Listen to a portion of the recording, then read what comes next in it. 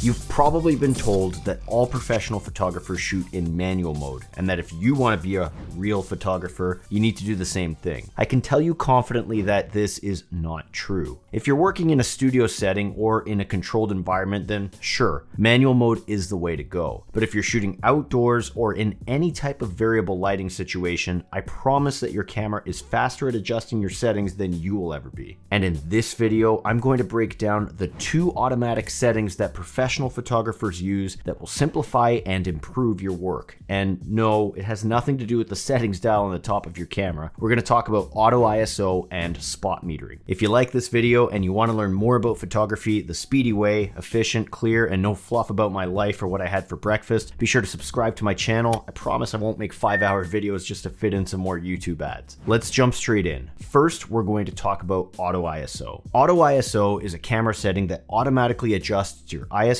setting based on the lighting conditions to ensure that your picture is correctly exposed. Now, when this setting is activated, the camera will select an ISO level that matches the brightness of the scene. And this allows you as the photographer to concentrate on composition and your artistic expression, knowing that the camera will manage your ISO and keep the image exposure consistent. Photographers can also set boundaries for auto ISO, limiting the lowest and the highest ISO values that the camera can use. And this helps prevent the camera from selecting an ISO that could compromise image quality. Now, a lot of tutorial videos will tell you that you need to combine this setting with one of the automatic settings on your camera dial, such as aperture priority or shutter priority mode. Those modes allow you to lock in your preferred aperture or shutter speed. And if you combine them with auto ISO, your camera will automatically be adjusting 2 of the 3 settings on the exposure triangle. And in my opinion, this is pretty good advice, but I would only do it when you truly have no time to set your shutter speed or your aperture manually. Why? Because shutter speed and aperture have an impact on the creative aspects of your image. Shutter speed controls the amount of motion blur in your picture, while aperture controls the depth of field. But ISO is different from these two. The only thing that it controls is exposure, and the only thing that you have to worry about is noise. So as long as you set the ISO boundaries to something reasonable, and then you post-process your images to reduce the noise, then it's going to have no bearing on the final look of your picture. The real secret to using auto ISO is to combine it with the spot metering setting on your camera. To understand why, let's first break down what metering actually does. The metering setting on your camera measures the brightness of a scene to calculate the correct exposure, which affects how light or dark that the image appears. And there are 4 types of metering settings: matrix metering, center weighted metering,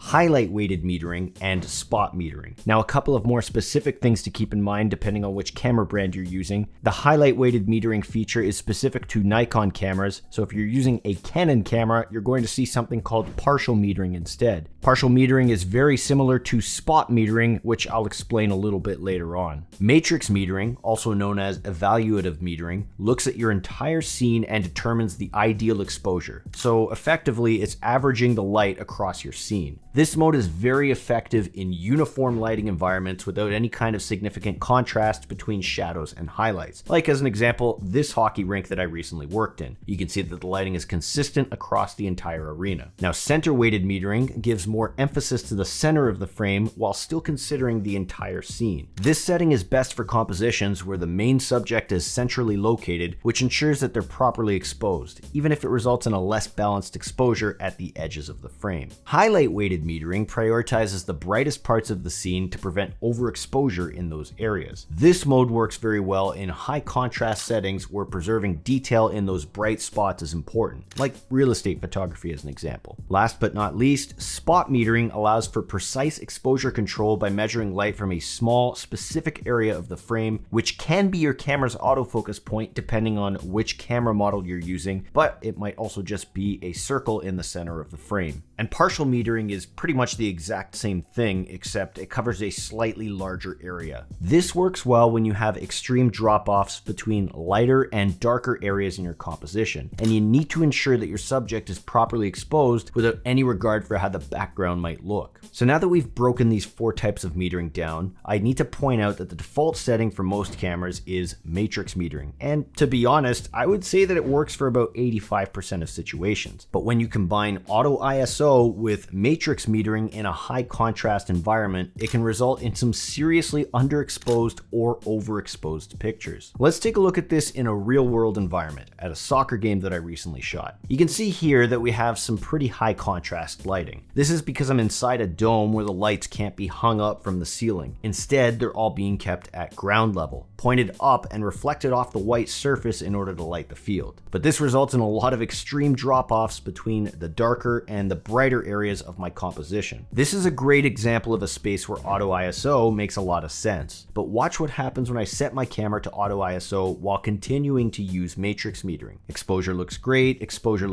still looks great. Oh, and my subject has moved into an area where the field lighting is now in the background. And the matrix metering is doing exactly what it's supposed to here. It's looking at the entire scene and it's averaging the amount of light, which results in extreme underexposure and a completely useless image. The camera is interpreting all of that light in the background across the entire frame to mean that the composition is too bright and that the ISO needs to be brought down. Now watch what happens when I switch over to spot metering mode. My camera properly tracks the exposure and disregards the brightness of the background. These two settings together can almost completely automate the exposure process and allow you to focus on those creative aspects of photography that I mentioned earlier. And because of that, I usually have both of these turned on when I'm shooting outdoors or in any type of variable lighting environment. I recognize that this results in a blown out background, which really doesn't look very good, but this is ultimately better than having no picture at all, especially when you're in a situation where you can't control the lighting environment. Here are a few other examples where I combined auto ISO with spot metering to preserve the exposure of my subject under tough lighting conditions and produce a usable picture. Without spot metering, this picture probably would have ended up looking like this instead. Now, let me answer the obvious question that I know some of you have. Isn't this going to introduce a lot of noise into my picture, especially in darker environments where the camera's trying to get my exposure right? Well, it can, but I'm of the attitude that a noisy picture is better than no picture at all. And if you watch my other recent video on the secrets to shooting at high ISOs, you can learn a few other tricks that will help you to reduce that noise. At the end of the day, camera sensor technology has come such a long way that noise isn't a major concern for me while shooting. I shot some of these at ISO 40,000 on the Canon R6, and then I used denoise AI at +20 strength in Lightroom to improve the image quality without making it look artificially processed. If you're looking at this picture and thinking that the level of quality is unacceptable for you, well, simple solution. Just adjust your ISO boundaries until you're happy in camera. So there you have it, the two secret settings that the professionals use while they're shooting. If you want to learn how I took pictures with auto ISO like these ones by combining lighting, color, composition, and my secrets to great pictures, be sure to check out my online photography school, Speedy Photographer. This is the ultimate online photography school with the easiest, simplest tutorials that can teach you how to take stunning pictures that will impress all of your friends and family with your phone or with your professional camera. And of course, don't forget to subscribe to my channel for more high-value content just like this, and I'll see you in the next video.